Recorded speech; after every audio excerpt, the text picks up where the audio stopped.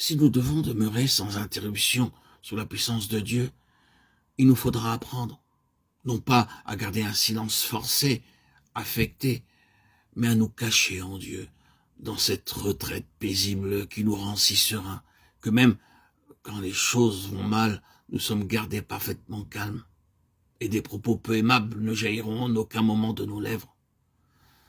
Ne pas éprouver le besoin de parler aux autres de notre expérience, des torts qu'on nous a faits ou de nos œuvres, c'est un des signes d'une marche profonde avec Dieu.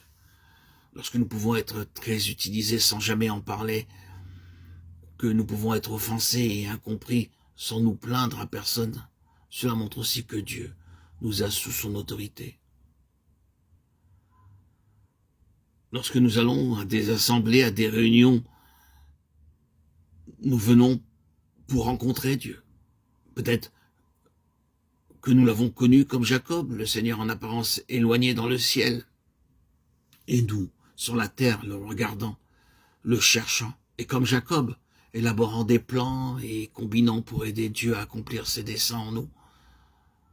Tandis que nous nous rassemblons à ses pieds, le Seigneur s'approchera et nous montrera quelques fibres de résistance à laquelle nous n'avions jamais pensé, à un certain point où nous ne sommes pas brisés, et nous nous écrierons « Seigneur, brise-moi,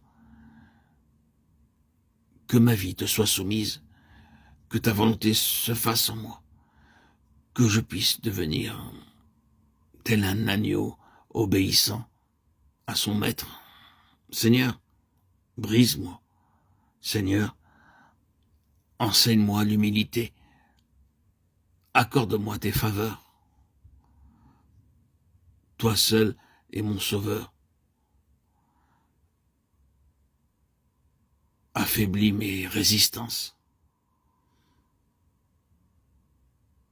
Que mon cœur te soit disponible, ouvert, que je puisse lâcher prise aux désirs et aux aspirations mondaines et à toutes ces distractions qui ne sont pas de toi, mais qui viennent du Dieu des ténèbres, du Père des mensonges. Je peux que le Seigneur s'approche de vous et vous dise « Mon enfant, je t'ai déjà brisé, maintenant tu te caches sans arrêt, tremblant et reculant, alors que je veux t'utiliser. Faible comme tu es pour réduire à néant les forteresses de Satan. Viens, viens mon enfant. Tu dois maintenant sortir de ta faiblesse. Abandonne-toi à moi. » Ou bien, il se pourrait que nous soyons venus dans une assemblée en disant « Oh, j'ignore qu'il y a quelque chose entre Dieu et moi et... » À votre insu, votre langage est « Je tiens à me justifier et je ne faiblirai pas. Je viens pour me renseigner, pour connaître ce qui est dit au sujet de Dieu. » Alors, Dieu s'approchera et vous révélera que vous vous accrochez inconsciemment à votre propre justice. Vous vous emparez même de la justice qui vient de lui, comme si elle venait de vous.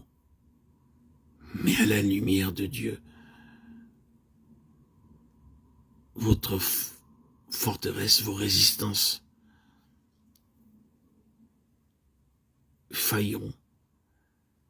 Et vous écrirez avec un immense soulagement « Oh, mon Dieu, j'ai horreur de moi. » Peut-être êtes-vous un des messagers du Seigneur et cependant vous devez confesser que vous ne savez pas pourquoi vous demeurez d'une manière intermittente sous l'onction de Dieu. Et le Seigneur pourrait vous dire « N'y a-t-il pas des mots dans tes lèvres que je n'ai jamais mis ?» Et vous de répondre « Seigneur, ce n'était pas de mauvaises choses.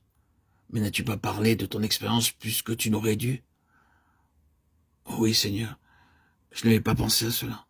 Je vois le danger d'attirer l'attention sur moi. » Alors il devra encore vous dire « Il est vrai que je t'ai utilisé. N'as-tu pas trop parlé à ce sujet ?» Oh oui, Seigneur, je l'ai fait. Et je vois que je dois encore apprendre cette vie secrète et bénie avec Jésus, où il n'est pas nécessaire de beaucoup parler. Quand il me donnera les mots à dire, alors je parlerai. Et pas avant. Frères et sœurs en Christ, Mes chers amis, auditeurs, auditrices, bien-aimés en Christ, apportons-lui ces choses, demandons-lui de nous donner la lumière de l'éternité sur chacun des aspects de notre vie. Il le fera, non pas pour nous écraser, mais pour qu'en nous révélant tout ce qui est contraire à lui, nous soyons nettoyés par le précieux sang. Le temps passé à vivre selon les hommes et selon nous-mêmes nous suffit, quelle qu'en ait été la mesure. Dorénavant, notre vie devra être vécue selon la volonté de Dieu.